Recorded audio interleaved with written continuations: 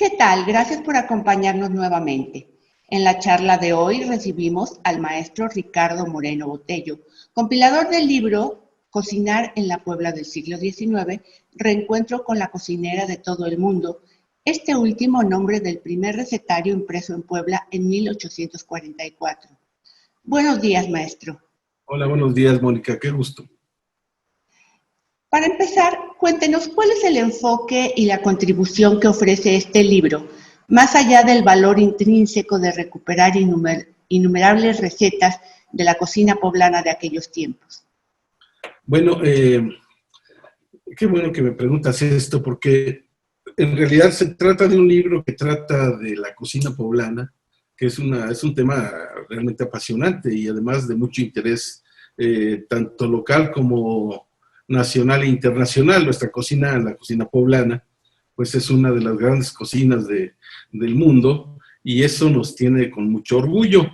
Pero en el caso personal me ha interesado mucho estudiar la cocina poblana desde otro enfoque, al del enfoque específicamente culinario, que es el acercamiento propio de los chefs, o de otro tipo digamos, de aproximaciones como es el de la crónica, que es otra forma de acercarse a conocer la cocina, cuáles son las historias que están alrededor de la misma, etcétera, ¿no? Es otro tipo de enfoque. Hay enfoques antropológicos, historiográficos, en fin, hay distintos tipos de maneras de saber sobre una cocina en particular.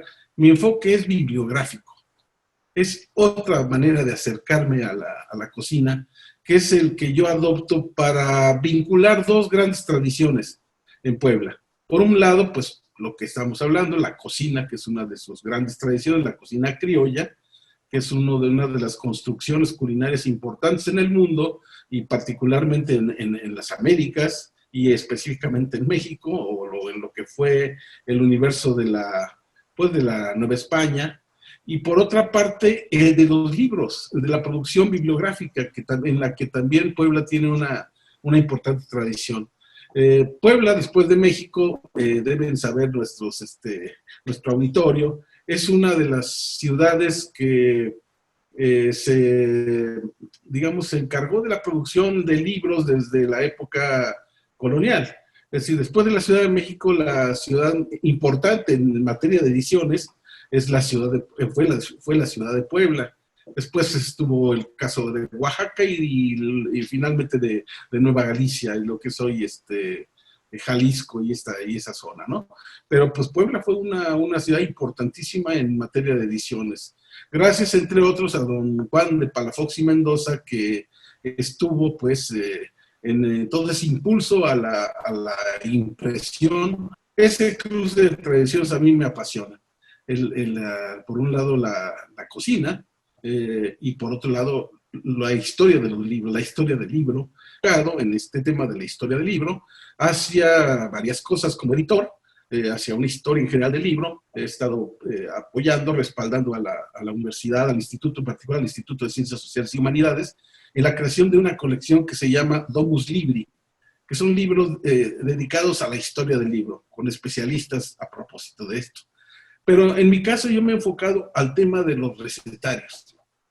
Los recetarios han cobrado una gran importancia en los últimos tiempos porque se ha dado cuenta, yo creo que el medio culinario, que ha sido cada vez más amplio en Puebla, que el estudio de los recetarios es una cuestión muy importante para consolidar la información y la tradición de la cocina poblana. Es decir, anteriormente estábamos muy acostumbrados a que todo esto de la cocina pues eran crónicas y comentarios y un asunto propio o del mundo periodístico, del mundo literario, en fin, pero no era algo que, digamos, tuviera una consistencia mucho mayor en términos de disciplina académica, propiamente dicha, hasta que los historiadores empezaron a hacerse cargo profesionalmente de la historia de los libros de cocina y a conocer la historia de la cocina a través de esos libros que se empezaron a publicar en México desde 1831. Antes de seguir hablando de los recetarios y la tradición culinaria propiamente dicha, me gustaría nos contar un poco más. Este libro, La cocinera de todos los tiempos, ¿cuándo se editó en Puebla por primera vez, habíamos dicho 1844, pero ¿cuál fue la historia en torno a esta edición? Esa es una historia bonita, en fin. Resulta que en México se editaron, como comenté hace un momento, los primeros recetarios hechos en México, en la Ciudad de México, en 1833. Se trata de dos recetarios. Uno se llama El Cocinero Mexicano, que fue hecho por Mariano Galván, el de los manuales estos ¿te acuerdas del, cómo le llaman? El calendario del más viejo Galo, algo así, ¿no?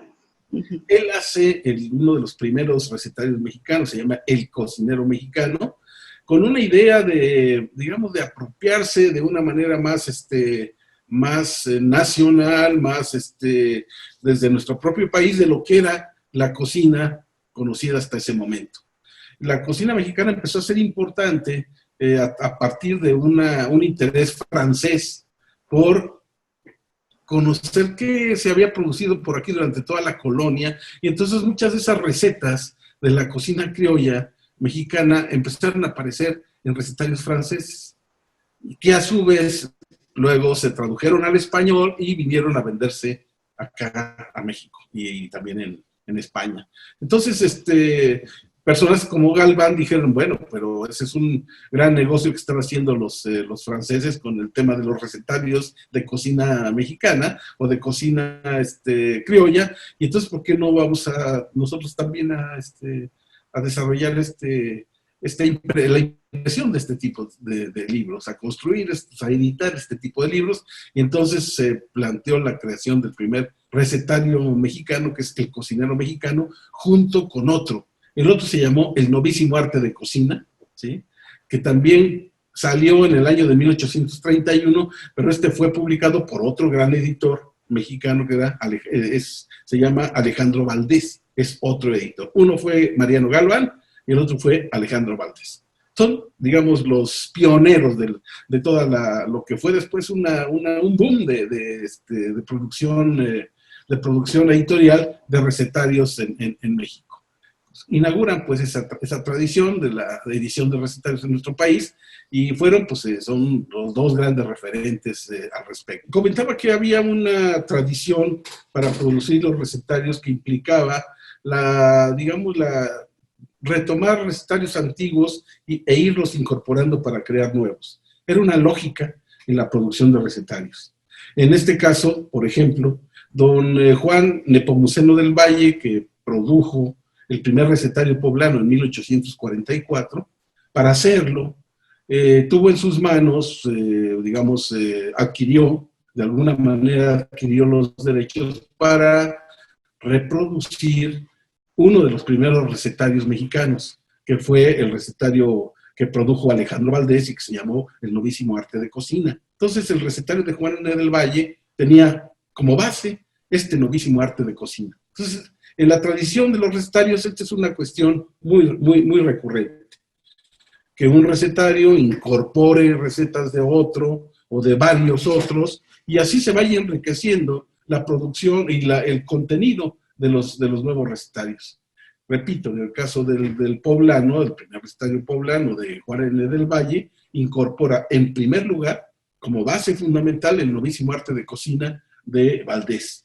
Pero a su vez, Valdés, que produjo este recetario en 1831, uno de los primeros recetarios fue en México, ya tenía él, para hacer este recetario, incorporó también otro recetario, pero un manuscrito de un monje franciscano, Fray Jerónimo de San Pelayo, que había producido, era cocinero de la Orden de los Franciscanos en la Ciudad de México, y tenía un recetario manuscrito, ¿sí? Este recetario fue incorporado ya como, impreso dentro de lo que fue el recetario de Alejandro Valdés, y pasó como tal al recetario poblano de Juan Nepomuceno del Valle. Sin embargo, del Valle no solamente incorporó las recetas de Pelayo y las recetas que venían pues en el Novísimo Arte de Cocina, sino que reorganizó toda la información de recetas, le incorporó nuevas recetas, le agregó alrededor de 150 páginas nuevas con recetas novedosas tanto en la parte de postres, algunas otras recetas de guisados, pero sobre todo enriqueció este recetario con dos cosas importantes. Toda una sección para desarrollar digamos, la producción de bebidas, ¿sí? Eso fue una cosa importante. Y la segunda cuestión que incorporó fue todo un conjunto de prácticas y de recetas y de orientaciones para la producción de pan. Esos fueron los dos grandes aportes nuevos de Juan Nepomuceno del Valle a su recetario, que le dieron pues todo un tono novedoso a su libro, producido o editado o impreso en 1844. Entonces, para Puebla fue muy importante que Juan N. del Valle se preocupara por todo el tema del pan, porque Puebla también tiene esa gran tradición, una tradición colonial en la producción de pan dulce, de pan salado, en fin, que está presente gracias a la atención, al cuidado de Juan Nepomuceno del Valle de incorporar a su recetario todo este tema del pan. Resumidas cuentas, creemos que tenemos un nuevo recetario, el de Juan Nepomuceno del Valle, que es una gran obra para lo que era la tradición culinaria de Puebla y la tradición bibliográfica también. Podríamos decir entonces que este tipo de recetarios son un verdadero retrato, no solo de las costumbres culinarias, sino de toda una época, toda una cultura en aquellos siglos. ¿Cuántas recetas incluye en este libro y cuáles serían, digamos, las más, si no destacadas, las más recurrentemente analizadas? Mira, pues este recetario tiene, déjame ver, tiene toda su organización viene por secciones. Entonces tiene sopas, tiene ensaladas, tiene guisados, tiene guisados de pescado, guisados de carnes, tiene masa para postres y otro tipo de digamos, de postres, donde se utiliza la harina. Tiene antes y otros postres, tiene cajetas, conservas, refrescos, helados, gelatinas, y tiene toda esa gran sección, esas dos grandes secciones de botillería y de panadería, ¿sí? Entonces, al fin de cuentas, tienes un recetario que tiene como unas 900 recetas en su conjunto, ¿sí? Es un recetario importante, es un recetario grande, y por otra parte tiene esto que comenta ciertamente, toda esta sección que les dio por poner en los recetarios para orientar, para educar a la gente de cómo comportarse en la mesa. ¿Por qué hicieron todo esto? Porque los recetarios aparecen, como estamos comentando, a principios en el primer tercio del siglo XIX, después de que habíamos logrado la independencia de México. Todos nos sentíamos una nación nueva y queríamos ser una nación que estuviera en el concierto de las naciones, tener usos y costumbres cada vez más civilizados que nos acercaran a una nación nueva y también educada. Además de esta urbanidad en la mesa, digamos, que aportan estos recetarios, ¿fue posible que usted ubicara también los sabores que imperaban en la época o cuál era el gusto culinario de los poblanos en aquellos tiempos? ¿Cuáles son sus características? Una, yo creo que es una cocina que tiene mucho condimento, que usa abusivamente la grasa, y la grasa animal en particular, ¿sí? La del cerdo, la mantequilla, también de la vaca, poco aceite, los aceites son utilizados de una manera particular para cierto tipo de platillos, pero todo lo que es guisar es ponerle manteca, ¿sí? Ponerle manteca, ponerle mantequilla. La mantequilla no tanto, más bien la mantequilla empieza a ser cada vez más utilizada en esto por influencia francesa, ¿sí? Dos, entonces, uno es dulzona, la cocina es dulzona. Dos, es muy grasosa, ¿sí? Y que tercero, empieza a desarrollarse la inclusión por se llama criolla o mestiza, la inclusión de cierto tipo de ingredientes americanos en las recetas.